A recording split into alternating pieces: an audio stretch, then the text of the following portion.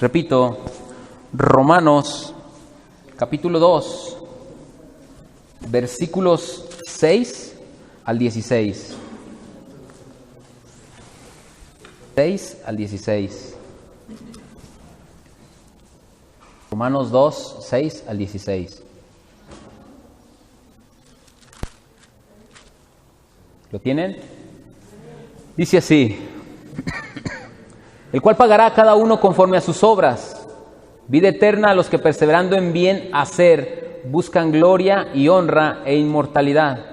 Pero ira y enojo a los que son contenciosos y no obedecen a la verdad, sino que obedecen a la injusticia. Tribulación y angustia sobre todo ser humano que hace lo malo, el judío primeramente y también el griego. Pero gloria y honra y paz a todo el que hace lo bueno, al judío primeramente y también al griego. Porque no hay acepción de personas para con Dios. Porque todos los que sin la ley han pecado, sin ley también perecerán. Y todos los que bajo la ley han pecado por la ley serán juzgados. Porque no son los oidores de la ley los justos ante Dios, sino los hacedores de la ley serán justificados.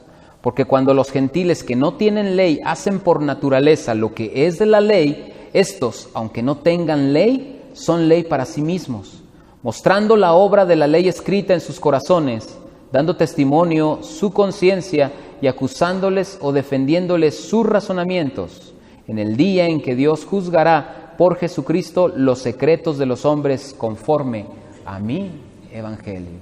Recordemos que Pablo, en el capítulo 2, ha venido señalando a los que condenan a los demás, es decir, al moralista. Ya hemos visto cómo el juicio de Dios es verdad, cómo ya la semana pasada comenzamos hablando acerca del moralista y hoy vamos a hacer la segunda parte acerca de ello. Terminamos diciendo que nadie está exento del juicio de Dios, que tanto los gentiles como los moralistas no tienen excusa. A ambos se les revela la ira.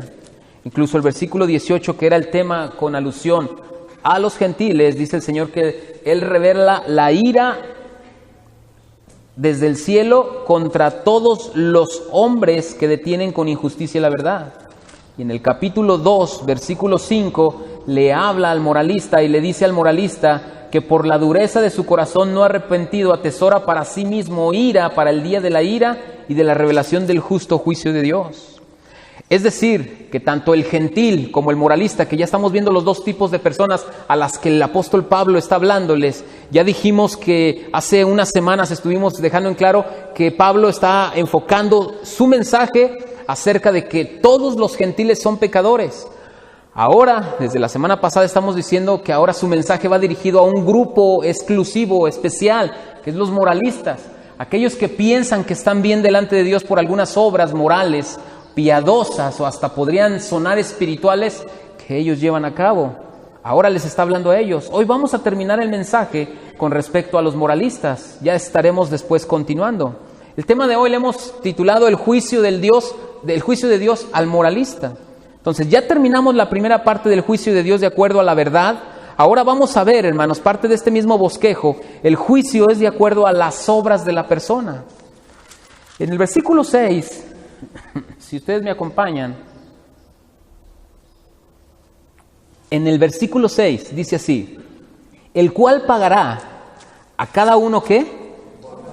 Conforme a sus obras. Pablo cita aquí, hermanas y hermanos, al Salmo 62:12, donde él está diciendo que para declarar el principio del juicio de Dios, él establece que todo el juicio de Dios será llevado a cabo por las obras del hombre, de la humanidad. La salvación es de acuerdo o es por gracia. ¿Qué quiere decir que la salvación es por gracia? Que nosotros recibimos el regalo de la salvación inmerecido. Ustedes y yo no merecemos la salvación. Es por eso que el Señor otorga la salvación a quien Él quiere. Es por gracia, a quien Él decide. Es un regalo inmerecido. Pero el juicio de Dios es de acuerdo a las obras. Es decir, que todos aquellos que no han de ser salvos serán juzgados de acuerdo a las obras que ellos hayan llevado a cabo aquí en esta tierra. Por ejemplo, Me han preguntado y me han dicho que en qué consiste este juicio, en qué se basa Dios. En darle su pago, su merecido o retribución correspondiente a los hechos de cada uno que hayamos llevado a cabo en esta tierra. Cada quien, de acuerdo a lo que haya hecho, seremos juzgados, y no debemos de olvidar que el juicio será personal, que Dios juzgará a cada quien de acuerdo a las obras, que Dios no me va a juzgar a mí por los pecados que mis hijos hayan cometido o por los pecados que hayan cometido mis padres, sino que el juicio será de acuerdo a lo que yo haya vivido. Ezequiel capítulo 18, versículo 20, nos narra en la palabra del Señor cómo el juicio será personal. Vamos a leerlo si son tan amables, dice así.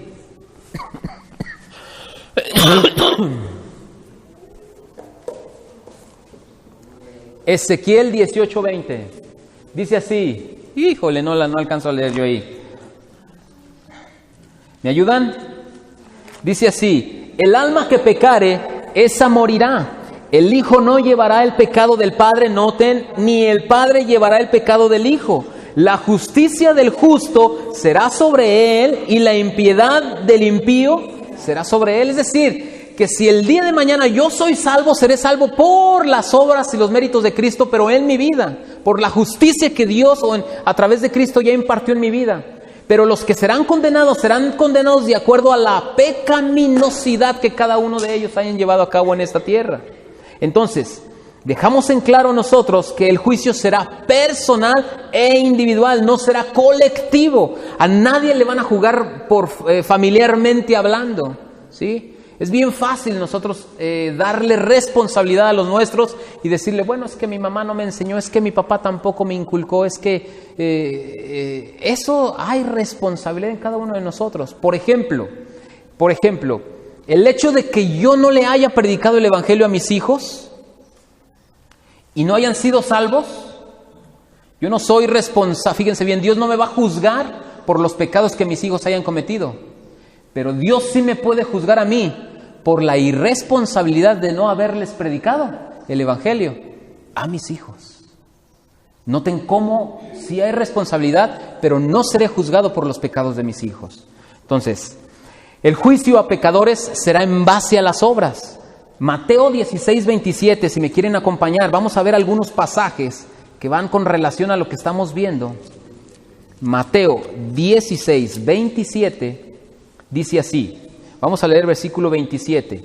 Porque el Hijo del Hombre vendrá en la gloria de su Padre con sus ángeles. Estamos hablando de la segunda venida de nuestro Señor y dice, y entonces, noten la palabra que aparece ahí, ¿qué dice? Pagará a cada uno conforme a sus...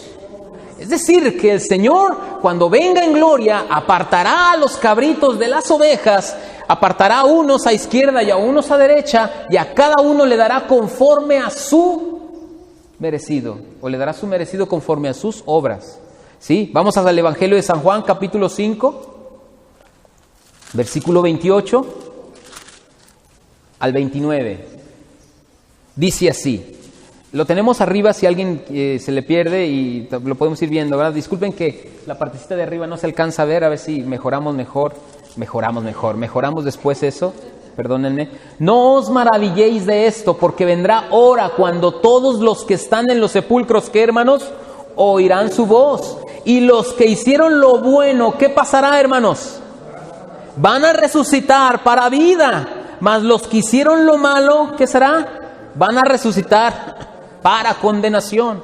Entonces el Señor Jesús está dejando muy en claro que el castigo, que el juicio a pecadores será en base a las obras de cada una de las personas en esta tierra. Ahora, no olvidemos, vuelvo a aclarar, que la salvación es por gracia, el juicio es por obras. Repito, la salvación es por gracia, el juicio es por obras. Probablemente aquí podrá estar pasando una confusión, una duda, porque usted estará pasando en su cabeza y dirá, bueno, hermano, los creyentes, los hijos de Dios, ¿seremos juzgados también? ¿Usted qué piensa? La hermana Mercedes es de las avanzadillas, ¿verdad? Por eso se adelanta a decir, ¿verdad? Fíjense bien. Viene a la clase. Sí, viene a la clase, ¿verdad? Muchos de nosotros hemos tenido la creencia que los creyentes, los hijos de Dios, seremos juzgados. Y fíjense bien, del juicio del que habla la Biblia a los creyentes, no se le puede decir como tal, como juicio, sino más bien será una reunión, será una asamblea en donde el Señor le otorgará los regalos y recompensas a todos los hijos de Dios, a los creyentes, que hayan hecho conforme a sus obras. Es decir, el regalo más elemental y más básico que puede tener un creyente se llama salvación. Ese va a ser el regalo. Va a haber, hermanos, personas que van a llegar a la presencia del Señor pasando de panzazo. O sea, que llegaron a la presencia de Dios y dijeron: Señor, tú estás en el libro, pásale, entra al gozo de tu Señor y vamos a pasar y disfrutando de la presencia del Señor. Pero usted, a la hora del llamado del Señor, cuando otorgue regalos, cuando otorgue las recompensas, que es la palabra más apropiada para referirme a esto, usted probablemente no esté dentro de las personas invitadas para otorgarle regalos y recompensas. Ese es un tema que después estaremos hablando respecto a las recompensas al creyente o al justo hijo de Dios. Hay muchas recompensas. Unos tendrán 1, 2 o 3 o 4. Déjele mencionar una recompensa. Hay un regalo, hay un galardón para todos aquellos que se hayan guardado en santidad, en pureza y en virginidad, que no se hayan contaminado con varón y con mujer. Esa es una recompensa. Pues obviamente que los casados no disfrutaremos de ese regalo, no es para nosotros. Pero todos aquellos que se hayan guardado en santidad, el Señor les otorgará ese regalo a ellos. Nosotros estamos ahí exentos para aplicar ese regalo. Pero esto aplica a todos los jóvenes y señoritas que dicen: el Cordero es digno de adorarlo y de glorificarlo a través de mi cuerpo y de mi vida. Obviamente aquí han entrado en bastantes confusiones y por eso han existido los monasterios y etcétera de cosas, y han tergiversado este pasaje, pero no está hablando de eso, de encerrarse como en un monasterio, sino está hablando de la gente que en el mismo mundo decide no contaminarse para su Señor y Salvador y guardarse en santidad. Entonces, en el cielo recibiremos recompensas, los creyentes recibiremos galardones, seremos... Y alguien podrá decir: yo me conformo, hermano, con que solo esté, como dice el Salmo 84 del rey David, escogería antes estar a la puerta de la casa de mi Dios que habitar en las moradas de maldad. David se conforma con estar a las puertas de la casa de su Dios. Es decir, que alguien va a pasar de panzazo, estará solo, pero no disfrutará de esas recompensas y esos regalos. Entonces, la pregunta era: ¿los creyentes no seremos juzgados? Y la respuesta sería: así es, no seremos juzgados, más bien seremos galardonados. Pero aquí el incrédulo sí será juzgado, de acuerdo a sus obras, de acuerdo a la vida que él haya llevado aquí en esta tierra. Entonces, ¿en qué basamos? Voy a dar 2 pasajes solamente como referencia. Acompáñennos a 1 de Corintios, capítulo 3, verso 8. Miren, el Hijo de Dios, es decir, el creyente, el que tiene la naturaleza de Cristo, ¿de qué le puede juzgar el Señor? Puesto que Jesús pagó por los pecados pasados, presentes y futuros. Entonces, ¿de qué le va a juzgar? ¿De cuáles pecados? Si su abogado y su intercesor es Cristo. Cristo pagó por los pecados de Él para que Él pueda acercarse al Padre con toda confianza. ¿De qué le puede juzgar Dios al Hijo si tiene abogado que es Cristo? Entonces, donde esté Cristo, dijo Él, voy a preparar moradas para que donde esté yo, vosotros también estéis.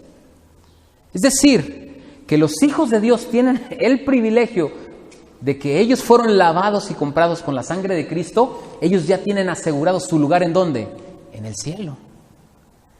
Si nosotros dijéramos que los creyentes vamos a ser juzgados al igual, a la par que los incrédulos, entonces estamos diciendo que la salvación es endeble y se puede perder. Estamos diciendo entonces que nuestra salvación no es segura y que no hay ninguna seguridad de la salvación. Y nosotros afirmamos que hay seguridad de la salvación y que nuestra salvación está en Cristo y que el Señor ha otorgado gracia. Y los creyentes, recibirán el privilegio de la gracia y los incrédulos recibirán la santa y justa justicia de Dios. 1 Corintios 3:8. ¿Me ayudan a leerlo? ¿Qué dice? Que riega son una misma cosa, aunque cada uno recibirá su recompensa. El apóstol Pablo está hablando ahí que cada uno de nosotros, está hablándole a los creyentes, recibiremos nuestra recompensa conforme a ¿qué? Nuestra labor. ¿Usted fue negligente, hermano? El Señor le dio gracia, le dio dones, le dio talentos, y usted lo que hizo fue guardarlos y esconderlos. Por ende, usted va a ser una persona que el Señor solamente va a mirar de él y decir, ¿sabes qué? Tú fuiste negligente. A todos nos dio dones. A los creyentes nos dio dones. A toda la humanidad nos dio talentos. Pero a los hijos de Dios les dio dones. ¿Para qué? Para ponerlos en servicio a los demás, no para nuestro propio provecho. Y entonces, cada uno, dice ahí el apóstol Pablo, dice que recibirá su recompensa. No está hablando de castigo, ¿verdad que no? No está hablando de juicio. Segunda de Corintios, capítulo 5.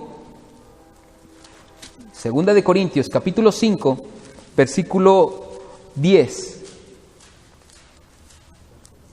Este pasaje es a creyentes y la mayoría de las personas confunden este tipo de versículos, creen que está hablando de un juicio a los creyentes y dice así: porque es necesario que todos nosotros comparezcamos, oiga lo que dice, ante el tribunal ¿de quién? De Cristo, para que cada uno reciba según lo que haya hecho mientras estaba ¿dónde? En el cuerpo, sea bueno o sea malo. La gente tiene problemas con este tipo de pasajes y podríamos hacer exégesis sobre este versículo, pero no es la intención, sino mi intención es hacerle ver la separación, la diferencia entre el juicio a los incrédulos y las recompensas a los creyentes. Bien, vayamos otra vez a Romanos, donde estamos en el capítulo 2, versículo 7. Ahora bien, acabamos de leer que el Señor en el versículo 6 dice que a cada uno le dará conforme a sus obras. A partir del versículo 7, hermanos, hasta el versículo 10, fíjese bien lo que va a pasar. El apóstol Pablo marcará una línea divisoria entre dos clases de personas. ¿Cuáles son? Los salvos y los no salvos.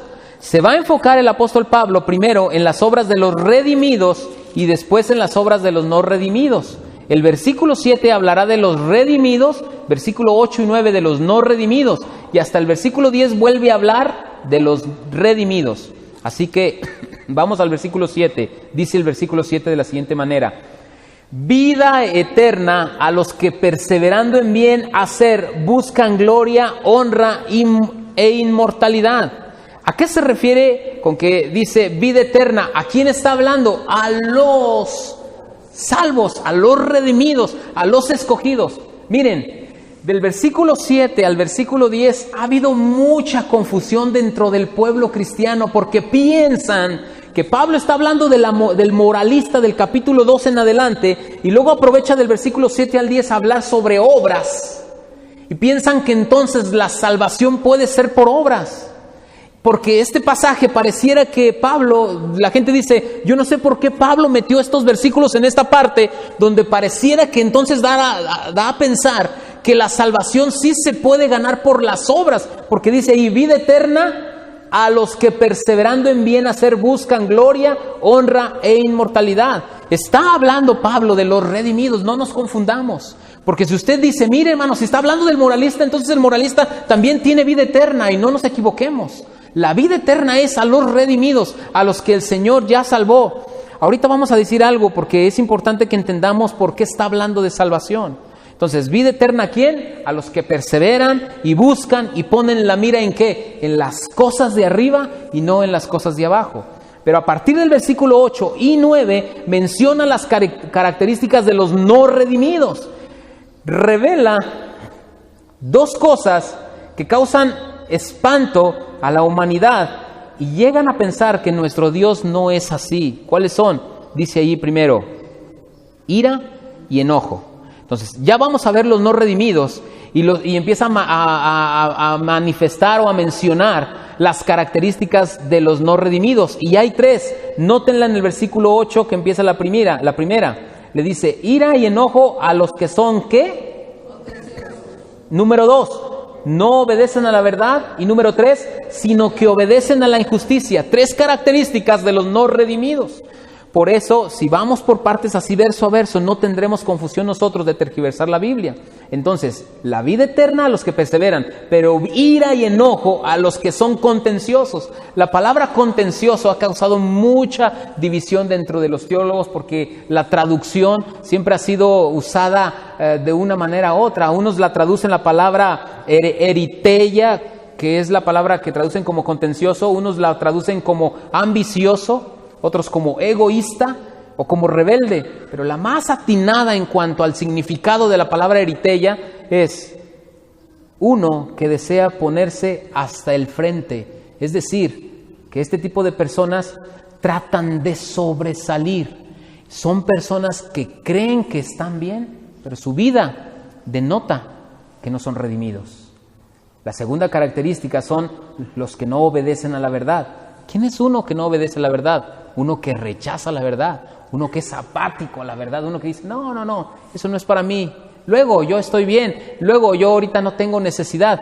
Es como el ejemplo del bombero, ¿verdad? Yo ahorita no tengo ganas, no necesito de un bombero porque mi casa no se está quemando. La gente no necesita un salvador porque creen que están bien en esta tierra. ¿Sí me explico? Entonces vemos nosotros cómo el moralista habla de esta manera. Número 3, característica número 3, obedecen a la injusticia. A estos hombres que no son redimidos, que cumplen con estas características que menciona el apóstol Pablo, a estos tres el Señor les revela, les manifiesta su ira y su enojo. Ya hemos hablado bastante de la ira, pero vamos a hablar ahora del enojo. Nuestro Dios, hermanos, ¿es un Dios vengativo? Acompáñenme a Nahum, capítulo 1, verso 2.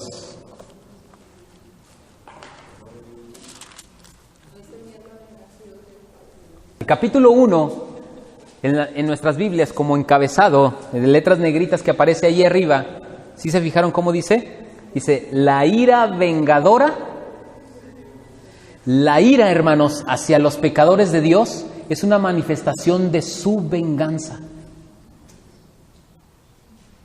¿Se acuerdan que en la Biblia hemos citado y diciendo que dice el Señor, mía es la venganza? ¿Se acuerdan que hemos leído eso? Y lo leemos y hasta lo decíamos, no, tú no te desquites. Y hasta le decíamos a la vecinita, ¿verdad? Que le robaron el perro y decía, no, tú no te preocupes que te robaron el perro. Que al cabo la palabra de Dios dice que mía es la venganza, el Señor se vengará. Y cuando ya tratamos de poner en claro acerca de la venganza de nuestro Dios, la gente entra en confusión. Porque dice, no, Dios no, mi Dios no es así. Por supuesto, porque el Dios de la imaginación de muchas personas no es así. Pero el Dios de las Escrituras, el Dios de la Biblia, es un Dios que es fuego consumidor, que se aira y que se enoja. ¿Contra quién? Contra los pecadores. Nahum 1:2 dice así. Ayúdenme. Jehová es Dios celoso y Jehová es vengador y lleno de indignación. Se venga de sus adversarios y guarda enojo para sus enemigos. La gente piensa que es cuate del Señor. La gente piensa que es amigo del Señor. ¿Por qué? Porque en esta tierra lo tiene todo. Porque no le falta nada. Y mientras no le falta nada, dice el Señor y yo somos cuates. El Señor ha sido bueno conmigo. Es parte de la gracia común que el Señor manifiesta a todos, a buenos y malos. Que cuando el Señor hace llover, hace que lluevan las milpas y parcelas de los más pecadores. Es más, que cuando llueve, hermanos, el que sembró marihuana tiene prosperidad. Pero el que sembró su milpita ahí muy apenas de maíz, pues él se regocija con lo que sembró, pero la lluvia le benefició a los dos. Eso se llama gracia común. Eso se llama que el Señor bendice con ese tipo de cosas tanto a buenos como a malos. La ira y el enojo y la venganza son del Señor y son aquellos que aún viven en sus delitos y pecados. El moralista, él piensa que mientras todos los días se levante dándole gracias a Diosito o a papá Dios, como le quiera decir, él piensa que es suficiente para que Dios le tome en cuenta. Y disculpen, se refiere a Dios como si fuera una mascota. De nosotros le compramos sus croquetas al perro. Y cuando usted tiene el gesto de comprarle un huesito de carnaza, usted siente que le hizo el favor a la mascotita. La mayoría de las personas, dando gracias a papá Dios, piensa que está bien delante de Dios porque es agradecido. Sería el colmo que no fuéramos agradecidos, hermanos, por todo lo que nos da nuestro Dios. Y estamos hablando, hermanos, no de qué tantos pecados cometemos diariamente. Estamos hablando de qué naturaleza reina en mi vida. ¿Cristo reina en mi corazón o reina el pecado? ¿Hacia qué soy tendencioso? ¿Qué es lo que gobierna? ¿Gobierna en mi vida la indiferencia, la apatía? ¿O pienso que mientras vaya un ratito los domingos ya cumplí? Eso es un moral. Un moralista piensa que con eso es suficiente. Yo pensaba que eso era suficiente. Ya cumplí, Señor, ya confórmate, ya te regalé 2 horas del domingo. Ya de la tarde, desde la 1 en adelante es para mí, Señor. Yo pensaba que eso era suficiente.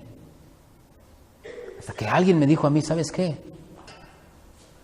Eres pecador y estás bajo la ira de Dios y necesitas encontrarte con un Salvador para que tu vida sea otra. Versículo 9 de Romanos, capítulo 2. Tribulación y angustia, ¿sobre quién? Sobre todo ser humano que hace lo malo. Primeramente al judío y también al griego. Pablo cree importante, hermanos, aclarar que primeramente el judío, porque sabe que en la iglesia a la que le va a llegar esta carta, estas palabras van a hacer que van a retumbar los oídos. Y el judío piensa, es el más moralista, hermanos. El judío piensa que está delante de Dios bien, porque con todo lo que hace, con todo lo que dice, él cree que él tiene un privilegio que los gentiles, en este caso los griegos, no tienen. Y entonces Pablo les aclara. Ahora, conviene decir, hermanos y hermanas, conviene decir algo. Dice Santiago que todo aquel que sabe hacer lo bueno y es indiferente a ello, le es pecado. Tribulación y angustia, dice Pablo. Estas 2 palabras dan la idea, hermanos, de un sufrimiento externo e interno. Este tipo de personas, el sufrimiento que van a tener va a ser por fuera y será por dentro. ¿Todo a causa de qué? De la negligencia que mostraron al escuchar el mensaje de salvación. Versículo 10. Habla a los redimidos, porque hace una separación, una clara separación, dice el 10. Pero gloria y honra y paz a todo el que hace ¿qué? Lo bueno, al judío primeramente y también al griego. Gloria, honra y paz, ¿a quién? Al que hace lo bueno, es decir, al que ha sido salvo. No quiere decir, hermanos, que usted, si hace cosas buenas, es salvo. No. Fíjese bien, hay que aclarar esto. Los salvos hacen obras por naturaleza, porque ya fueron salvos. No hacen obras para ser salvos. Hacen obras porque ya demostraron que son salvos. Y la gente piensa que haciendo obras va a ser salvo. Y esa es la confusión. Efesios 2:10 dice que nosotros fuimos creados para buenas obras. Y esas buenas obras no se refiere a que yo ayude a la ancianita a pasar el periférico y jabonoso. Esas buenas obras no se refiere, hermanos, a que si yo miro a alguien robando lo denuncie. Esas buenas obras se refiere a la conducta del creyente que ahora se comporta distinto a la conducta del que vive allá afuera. Esa es la gran diferencia del que tiene a Cristo y del que no lo tiene. El que no tiene a Cristo es moral, hace cosas buenas. Ahorita lo vamos a ver más adelante. Es más, miren, déjenles pongo un ejemplo. Vamos a Lucas 6:33, hermano. Lucas 6:33. Está hablando nuestro Señor Jesús.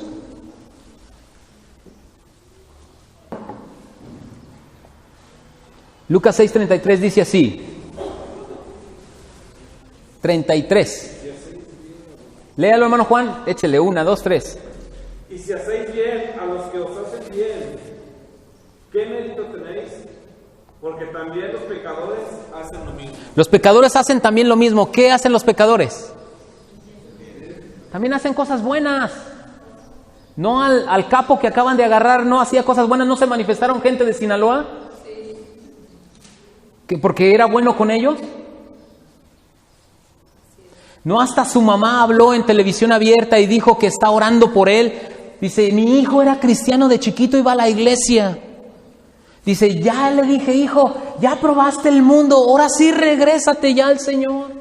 ¿Ustedes creen que eso puede ser posible desde chiquito? Él tenía la naturaleza pecaminosa. Siempre fue un pecador. En la iglesia su mamá le enseñó a ser moral, a no ser malo, a pórtate bien, a siéntate bien, a no lleves mezclilla a la iglesia, vístate de vestir, etcétera, de cosas. Yo creo que su mamá le enseñaba esas cosas, lo enseñó a ser moral, pero no le enseñó la necesidad de Cristo en su vida. Esa es la obra a la cual el Señor hablaba para hacer una diferencia entre los redimidos y los no redimidos. Los redimidos, ahora Cristo está en sus corazones, Cristo reina en sus vidas, ahora Cristo es como si hiciera una simbiosis y ahora Cristo viene a nosotros, toma el control y nos gobierna. Sí pecamos, pero ahora no es nuestra naturaleza buscar en pecar, sino que ahora pecamos eventualmente porque estamos en este cuerpo confinado que es un pecado de muerte. Pero ahora esa es la gran diferencia del creyente, que ya no le regodea, lo hemos dicho bastantes veces, pecar, sino que ahora él ve su necesidad de un Salvador. Hoy leí en la mañana a Ray Comfort y decía él, no debemos de decir que se hizo una moda en los 80s, en los 70s, esa frase de ¿qué haría Jesús? ¿Sí la llegaron a escuchar? ¿Qué haría Jesús? ¿Qué haría Jesús en mi lugar? Y decía Ray Comfort, nosotros no debemos de decir ¿qué haría Jesús? Nosotros debemos de decirle a las personas ¿qué hizo Jesús? No ¿qué haría Jesús? Porque decir ¿qué haría Jesús? Es especular y podemos agredir y atentar en contra de la suficiencia de las Escrituras. Pero decir ¿qué hizo Jesús? Es llegar a la Biblia y para empezar, ¿cómo confrontaba Jesús a los pecadores? Y siempre el Señor los llevaba, hermanos, a la ley. Porque la ley es nuestro ayo que nos hace ver nuestra necesidad de un Salvador. Ahora, regresemos al versículo 10 de Romanos. Pablo se adelanta un poquito, hermanos, y aborda el tema de la salvación. Recordando nosotros que todavía no habla de un Salvador, todavía nos habla de salvación, todavía no nos dice la fórmula, la manera en cómo ustedes y yo podemos encontrar salvación. Pablo lo que está haciendo, está acusando a los judíos, está acusando a gentiles, está acusando a moralistas. Y ahora, a partir del versículo 17 en adelante, Pablo ahora va a hablarle al judío. Es importante que nosotros nos demos cuenta a quién van dirigidas las palabras del capítulo 2, porque podemos cometer una herejía. Y entonces ahora, en el versículo 10, que estamos leyendo ahí, pero gloria y honra y paz a todo el que hace lo bueno, al judío primeramente y después al griego, nos está diciendo que nosotros, no está diciendo el pasaje que nosotros podemos ser salvos por obras. El pasaje nos está diciendo que las obras que hacemos, la manera de vivir, la conducta, son la evidencia de que Cristo ya está en nosotros. Aunque todavía no habla de salvación. Como Él sabe que le está hablando a creyentes, Él dice, ellos entienden lo que les estoy diciendo. Ellos saben de qué les estoy hablando.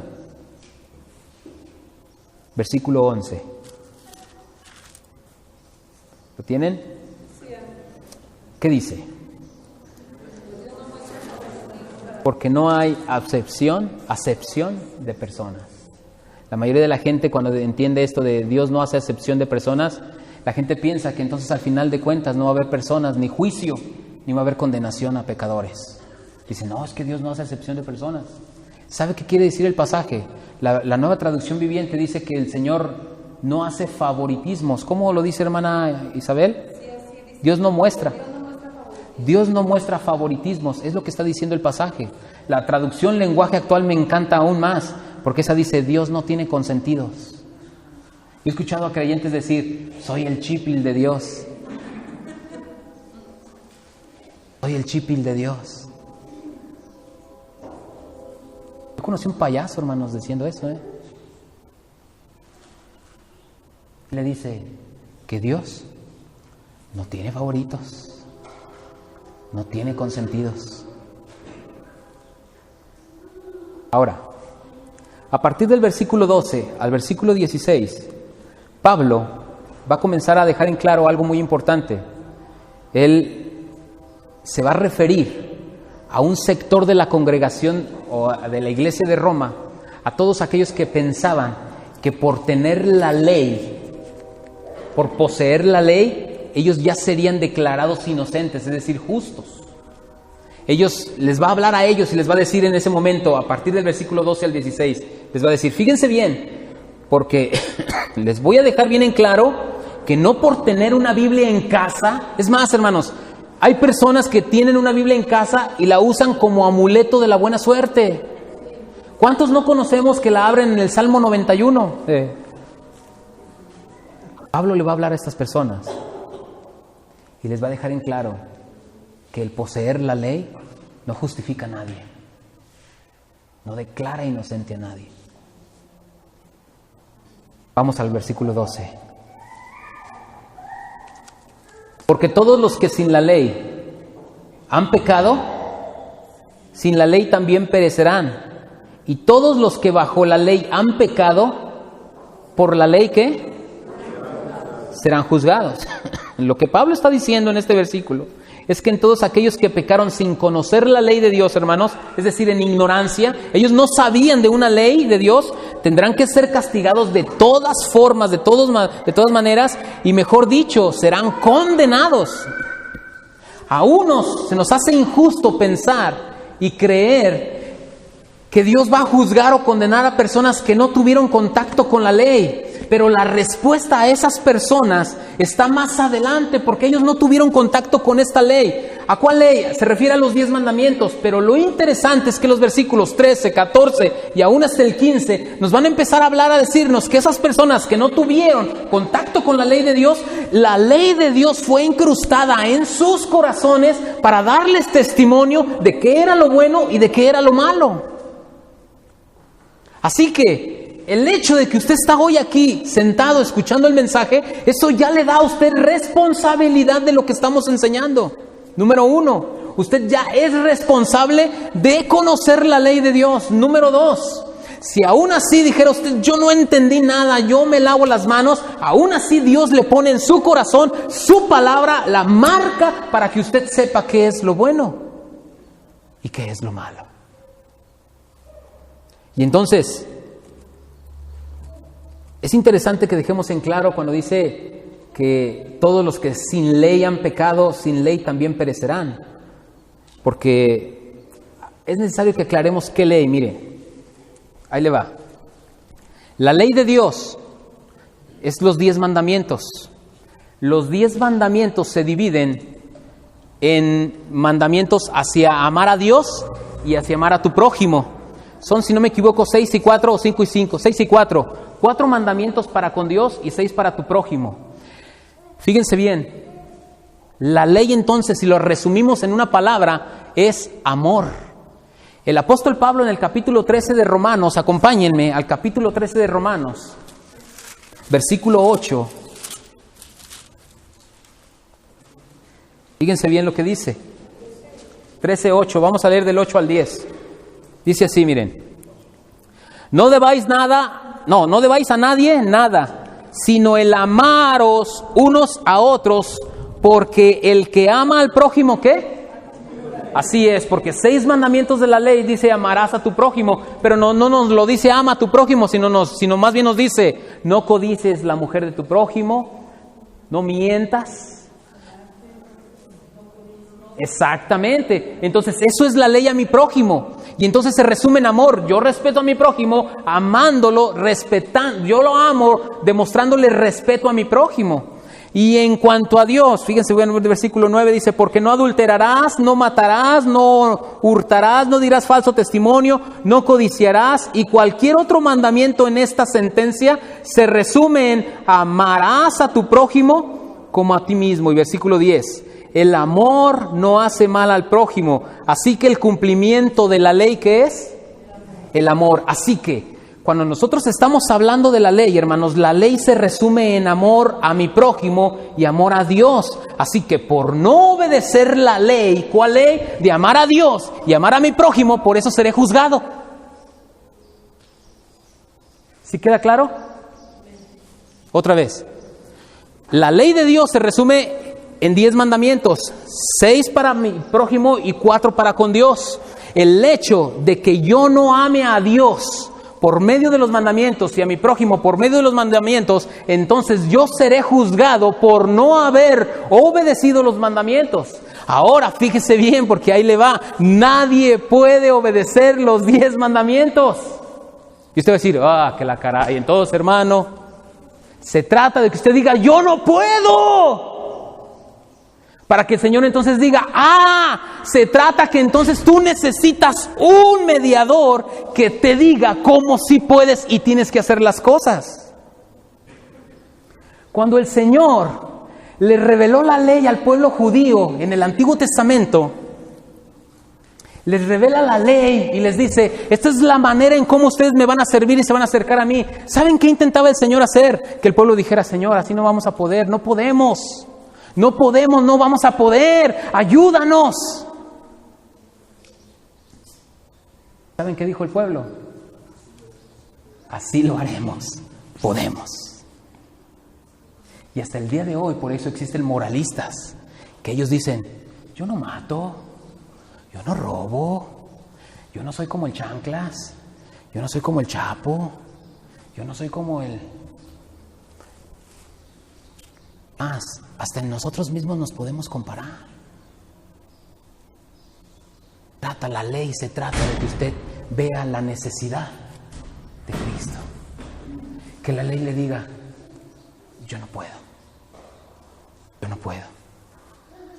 Ahora, si yo le hago el examen ahorita y le digo, ¿cuántos de los 10 mandamientos ha guardado? Es probable que usted me diga todos. ¿Se acuerdan del joven rico? Que él dijo, todos los he guardado desde mi juventud. Y dijo el Señor, caray, uno de los mandamientos dice, no codiciarás. Vamos a ver si es cierto. Le dice, pues, todo lo que tienes, véndelo y dáselo a los pobres. Dice que se fue triste porque dijo, no, pues, ¿cuánto tiempo me ha costado guardarme de esto? ¿Mande? En el primero reprobó y se fue triste el joven, ¿verdad? Dijo, ¿Jesús le habló del amor? No. Le estaba hablando de su amor a la codicia. Dijo, si es cierto que guarda los mandamientos, te estoy demostrando que tú le tienes amor más al dinero o a las posesiones que a Dios y que a tu prójimo. Y reprobó. Ahora, ¿qué pasa si de los 10 mandamientos, con que solo falle uno, cómo me ve Dios? Acompáñeme a Santiago capítulo 2, versículo 10. ¿Lo tiene? Dice así, ayúdeme. Porque cualquiera que guardare toda la ley, pero ofendiere en un punto, ¿cómo nos ve Dios si fallamos uno de los mandamientos, hermanos? Como si hubiera fallado todos. La ley, el trabajo de la ley se encarga de decirle, eres pecador, necesitas un abogado. ¿Qué se supone que se encarga de hacer la ley, hermanos, literalmente allá afuera? Hacernos ver que necesitamos de un ¿qué? No, de un abogado. Pues sí, es un salvador a fin de cuentas, ¿verdad, hermana? Necesitamos un abogado. Y un buen abogado. La ley se encarga de denunciar nuestros pecados, se encarga de decirnos cómo hemos vivido para que nosotros nos demos cuenta de la necesidad de un salvador. Y ahí es el detalle, que hay personas que dicen, no, es que yo ya pasé al frente y ya oraron por mí. No, no estamos hablando de eso. Y es que hay personas que dicen, no, es que yo ya repetí la oración del yo soy pecador. No, tampoco estamos hablando. Es que yo ya hice mi confirmación. Tampoco estamos hablando de mi primera comunión. Tampoco estamos hablando. Entonces, hermano, ya me bauticé. Tampoco estamos hablando de bautismo. Estamos hablando de conversión, de transformación, de vida nueva, de regeneración. Que haya evidencias de que Cristo está haciendo algo en nuestras vidas. Y no solo algo, está completando la perfecta obra. Y usted y yo no podemos llevarlo a cabo ni cumplirla. ¿Quién es el que resuelve el caso allá en los tribunales, en los juzgados? El abogado. El abogado mueve todo. Y depende de la mordida, ¿verdad? Y todo lo que le da a usted y le dice, híjole, se va a poner difícil, va a necesitar más dinero. Usted le da, con tal de que salga el mugroso ahí en la cárcel. Y voy a necesitar más, oye, más, sí, más. Gracias a Dios que nosotros, el abogado, que usted y yo ocupamos, es solamente reconocer que Él puede ayudarnos. Y no solo eso, no solo nos ayuda, sino que aparte nos ayuda, hermanos, para que no regresemos a estar en la cárcel y cambien nuestros hábitos en nuestra vida. Verso 13 de Romanos 2:10. De Romanos 2, verso 13. Dice el apóstol Pablo: porque no son los oidores de la ley los justos ante Dios, sino ¿quiénes, hermanos? Pablo les está diciendo que por oír la ley nadie será justificado, sino ¿quiénes van a ser? Los hacedores de la ley. Ahora, ¿quién es un hacedor de la ley? Aquel que pone en práctica la palabra de Dios, la vive y empieza a dar evidencias de que ya fue declarado inocente. Mire, acompáñeme a Mateo 7, versículo 24. Mateo 7, verso 24. Ya mero terminamos. Mateo 7, 24. Hermanos, no es suficiente oír, sino es oír y hacer. Vamos a leer. Dice así el 24. Cualquiera pues que me oye estas palabras y las hace, le compararé a un hombre prudente que edificó su casa sobre la roca. Descendió lluvia y vinieron ríos y soplaron vientos y golpearon contra aquella casa y no cayó porque estaba fundada sobre la roca. Pero cualquiera que me oye estas palabras y no las hace, le compararé a un hombre que edificó su casa sobre la arena, y descendió lluvia y vinieron ríos y soplaron vientos y vinieron con ímpetu contra aquella casa y cayó y fue grande su ruina. Ojo, a las dos casas les vinieron ríos, vientos, lluvias y tempestades. A las dos casas. Pero lo que hizo la diferencia es que una oyó solamente, la otra oyó e hizo. Una edificó sobre la roca y la otra edificó sobre la arena. Una puso en práctica y la otra solamente oyó y dijo, yo voy a hacer lo que me dé la gana. Yo voy a adaptar esto que acabo de oír, yo lo voy a poner en práctica como yo quiera. ¿Qué fue al final la diferencia de todo esto? Ruina para el que solo escuchó. Y grande ruina, exactamente.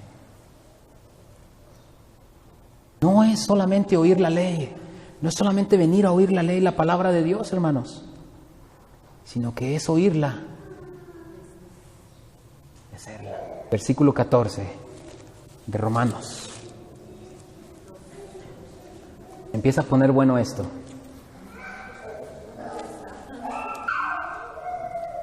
Porque cuando los gentiles que no tienen ley, oiga, ¿quiénes? Los gentiles, hacen por naturaleza lo que es de la ley. Estos, aunque no tengan ley, son ley para sí mismos. Y vamos a leerlo juntamente con el 15. Mostrando la obra de la ley escrita en sus corazones, dando testimonio su conciencia y acusándoles o defendiéndoles sus razonamientos.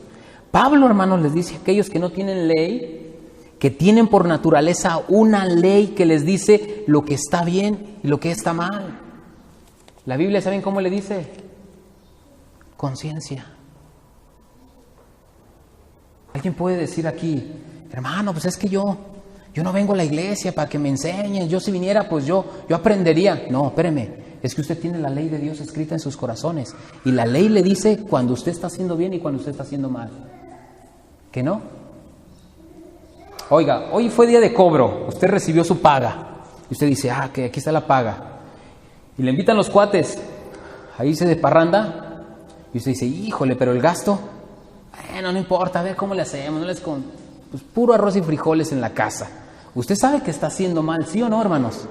¿Sí o no? No estamos sabiendo todos que esto está mal. A cualquiera su cabecita, hermanos, le da. Ay, no, la cabeza no la... Bueno, la cabeza sí la tenemos aquí, ¿verdad? La cabeza está dándonos la conciencia que está en el corazón de nosotros, está acusándonos o dando razón, defendiéndonos si estamos obrando bien o estamos obrando mal. En pocas palabras, hasta un pequeño sabe que está bien y que está mal. Pablo dice, no se preocupen por los gentiles. Ellos tienen la ley de Dios escrita en sus corazones. Ellos no tienen esta ley, pero ellos la tienen escrita en su corazón. Dice, y a ellos los acusa o los defiende. Y dice Pablo, ellos serán juzgados por esa ley que está escrita en sus corazones. Mire, durante la historia hemos visto que han existido muchas civilizaciones, muchas reglas, normas, hasta principios de cómo gobernar una nación. Parte de esos principios y normas y reglas que ellos tienen, muchos de ellos son criterios de justicia, son equitativos. Yo pregunto, hermanos, ¿quién les enseñó o dónde aprendieron ese principio? Exacto. Empezamos estudiando Romanos y en el versículo 18 del capítulo 1 dice que Dios se les dio a conocer a través de lo creado. Dice que su eterno poder y su deidad se hicieron claramente visibles. El hecho de que haya personas que adoptan principios bíblicos, éticos y que están alineados a la palabra de Dios, el hecho de que ellos hayan hecho algunas cosas buenas, sabiendo que éticamente son buenas, prueba que tuvieron conocimiento de la ley de Dios. Y aparte, que esa ley que está escrita en sus corazones, esa ley, esas buenas obras que ellos hicieron en alguna ocasión de su vida, son las obras que van a testiguar en el día del juicio contra esa persona. Usted no va a poder estar delante del Señor y decirle, Señor, es que a mí no me dijeron, yo no sabía, yo pensaba que en esta religión donde yo me encontraba pues era la verdad. Y entonces usted va a decir, no, espérate. El día que tú hiciste buenas obras, la ley que estaba escrita en tus corazones dictó que tú hiciste estas buenas obras. La ley estaba escrita en tu corazón, tú sabías que estabas mal. Y entonces será vergonzoso. ¿Esta pantalla se le hace grande a usted? A mí se me hace pequeña la pantalla que nos van a poner el día del juicio. Ahí la peliculota, hermanos. Y todos viendo. Ahora, espéreme. El día del juicio no será así como de Pásale a la oficina y te vamos a hacer tu juicio. No, el juicio será, hermanos, delante de toda lengua, pueblo, tribu y nación, y todos mirando la película de todos. Y ahí, pasen la película de Eduardo de la Fuente de Ribagongoria. No, de la Fuente Rivas, ¿verdad? Y agarramos, no sé el señor que tenga, si USB o SD, no sé qué use el señor para nuestra película, pero me imagino que él tendrá algo allá muy moderno para proyectar nuestra película. Y será vergonzoso desde que nació, cómo él era pecadorcito, pecadorzote, pecadorzotototote, depravado, una aberración. Y usted se ríe de él, pero dice, ahorita sigues tú. Y ahorita sigues tú. Y entonces todos ahí, la película. Y todos mirando, hermanos. Van a transmitir en esa película el día que usted le dijo, mamá, ahorita vengo, voy a los amigos a acompañarlos aquí. Y usted no fue a acompañarlos, usted se fue a otro lado. Los momentos en los que hizo sus primeras fechorías, sus suciedades, sus pensamientos, las veces que usted murmuró en contra de su mamá, de su papá, de sus hermanos, del pastor y de quien sea. Y ahí proyectando la película, hermanos. Una pantallota y... así como la que tiene usted en la sala de su casa. Más grande. HD. Full. Ahí nada, señor, se me perdió el cable HDMI. Ahora, eso, hermanos, no me alarma. Lo más alarmante es que usted será juzgado aún por lo que piense, por lo que llegó a pensar algún día que fue fechorías. Versículo 16, por favor. Dice así: en el día en que Dios juzgará por medio de Jesucristo, ¿qué, hermanos? Es decir, que en el día del juicio final, hermanos, todos los pensamientos, palabras, acciones, motivaciones de los hombres y de las mujeres y las evaluaciones de Dios se van a poner en claro ahí. Y en aquel día en que Dios juzgará no solo las obras visibles, hermanos, sino aún, dice allí, los secretos. ¿Cuál es la intención de este mensaje de Pablo? Hacerle ver al moralista que no es suficiente hacer buenas obras, sino su necesidad de... ¿Tiene a Cristo, hermanos? Lo tiene todo. Tiene a Cristo, está en graves problemas. Es suficiente tenerlo como foto de Face, traerlo en una cadenita o hasta en el celular, hermanos. O no es suficiente con que usted traiga un ringtone de una canción bíblica. Es que Cristo more dentro de nosotros. Transforme, hermanos, lo oscuro, lo negro, lo podrido y, discúlpeme, lo rancio que está en nuestro corazón. Y que nos ponga un corazón nuevo y nos haga un nuevo ser y una nueva criatura. Pablo le dijo a los corintios: de modo que si alguno está en Cristo, si usted está en Cristo, nueva criatura es. Yo creo que hoy es un día en el que nosotros, antes de irnos de este lugar, necesitamos decirle al Señor: Señor, haz la obra en mí. Ten misericordia de mí.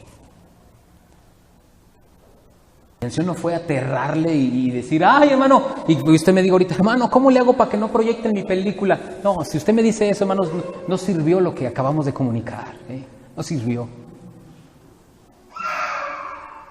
Pero si usted me dice: hermano, ¿cómo le puedo hacer para que Cristo reine en mi vida? Yo sí le puedo decir cómo. Venga a Él. Venga a Él. Deje todo argumento toda obra con la que usted ha intentado acercarse a Él, es más, toda religión que ha intentado, es más, todo método, toda estrategia, toda fórmula que usted tiene, y dígale: Señor, yo vengo hoy sin nada, vengo desarmado, vengo delante de ti porque eres el único que puedes cambiar mi vida. Cuando Zaqueo, hace rato Eduardo nos ponía el testimonio de Zaqueo, cuando Zaqueo quería encontrarse con el Señor, dice la palabra que era bajito de estatura y que él se subió a un árbol para conocerlo y encontrarse con Él. Yo le pregunto a usted, si usted viene a Él hoy en arrepentimiento y confianza que Él le abrazará y le otorgará salvación, ¿usted cree que Él puede ser apático para con usted? Si usted viene en arrepentimiento y le dice: Señor, perdóname porque todo este tiempo he vivido en una religión y yo no quiero una religión, yo quiero una relación contigo, amado mío. Téngalo por seguro que cuando usted le diga: tenga misericordia de mí, Señor, es porque Él ya está obrando en nuestras vidas y en nuestros corazones. Eclesiastés 12:14.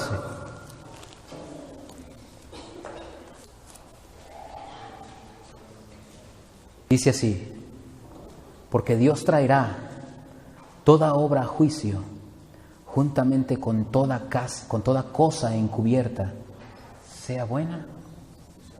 Si quiere saber cómo podemos huir de la ira venidera, venga a Cristo. Usted hoy está escuchando la invitación de Cristo y le está diciendo: ven a mí. Hermano Eric, ¿usted se sabe ese himno?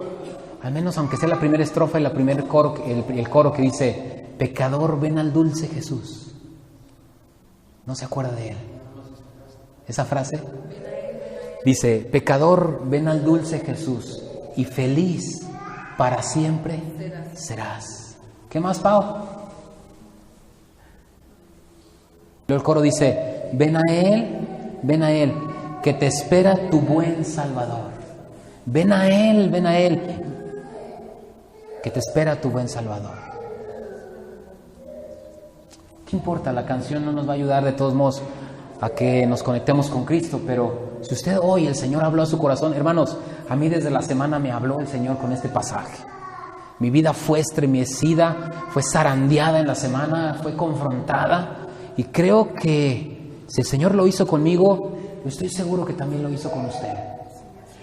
Primeramente, el Señor tuvo que haber hablado a mi vida, movido cosas, hermanos, para que este mensaje pudiera taladrar la vida de ustedes. Si no, hermanos, yo estaría aquí como un címbalo que resuena, que me oigo muy bonito, pero que mi vida, hermanos, no se alinea a la palabra. Y el Señor habló a mi corazón a través de esta escritura. Hay muchas cosas que alinear. Pero déjeme decirle algo. Si usted es creyente y si el Señor ya hizo la obra en usted, amístese con el Señor y vengan en humillación, arrepiéntase y dígale: Señor, te necesito, te necesito. ¿Podemos hacerlo ahí en nuestro lugar, hermanos?